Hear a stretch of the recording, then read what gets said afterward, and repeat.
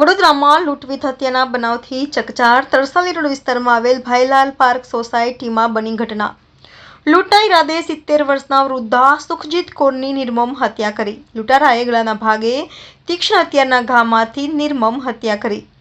લૂંટારાએ બહારથી ઘરની લાઇટો પહેલા બંધ કરી વૃદ્ધા ગરમીના કારણે બહાર આવતા જ ગળું કાપી હત્યા કરી નાખી। चेन અને કાનની બુટી લૂંટી લૂંટાरू ફરાર। ઘટના સ્થળે police commissioner Narasimha Komar, joint police commissioner सहितना उच्च अधिकारियों पहुंचा। हरविंदर सिंह मेरा नाम है। जी सर, क्या हुआ था सुबह में सर? सुबह में क्या हुआ मालूम नहीं है। सुबह में 4 बजे लाइट चला गया था। हाँ। बाहर देखने के लिए मिसेज गई। हाँ। उस टाइम पे उसके ऊपर अटैक किया किसी ने, मेरे को पता नहीं। मैंने जब देखा तो उधर लेटी हुई थी, जो सामने आप गेट है ना, बस इतना ही बात है। क्या उनके शरीर से क्या क्या निकाल के लूट करके लेके गए? उनके शरीर से कान से बुंदा है, बुंदा बोलते हैं ना, हाँ, कान का टॉप्स और चेन। मकरपुरा पुलिस स्टेशन विस्तार में आज वहेली सवारे एक रॉबरी विथ मर्डरनी केसा रिपोर्ट थयुं छे। आ बाबते पुलिस ने जाण थता स्थानिक पुलिस टीम ने अपना क्राइम ब्रांचना अधिकारीओं ने टीम स्थल पर पहुंची गई थी।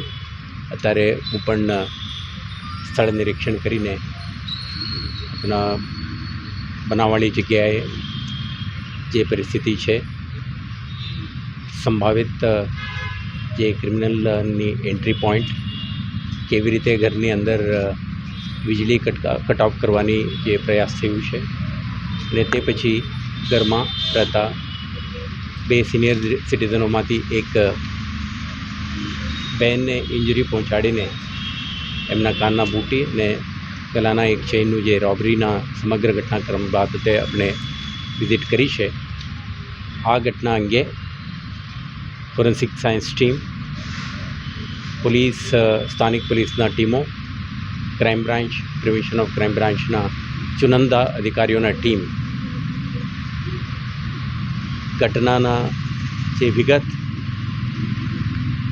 દેખાતું મોડસ ઓપરેન્ડી, અગાઉ આ વિસ્તારમાં બનેલા આ પ્રકારના બનાવોના ઐતિહાસિક ઘટનાઓ અને તેમાં સંડોવાયેલ ક્રિમિનલો, આ બધા વિગતોને ધ્યાને રહી આપણે એક વિસ્તૃત તપાસ હાથ ધરી છે અને આ ગુનાને શોધી આરોપીઓને આઈડેન્ટિફાઈ કરી એમના સુધી પહોંચીને એમને કાર્યવાહી કરવા માટે વડોદરા શહેર પોલીસ તરફથી જુદા જુદા ટીમો ટેકનિકલ, ફોરેન્સિક અને અન્ય ભૌતિક પુરાવાના આધારે આપણે મહેનત કરશે અને જે રીતે ગુનાના તપાસમાં પ્રગતિ થાય આપણા માધ્યમથી પણ હું આપણે જાણ કરીશું।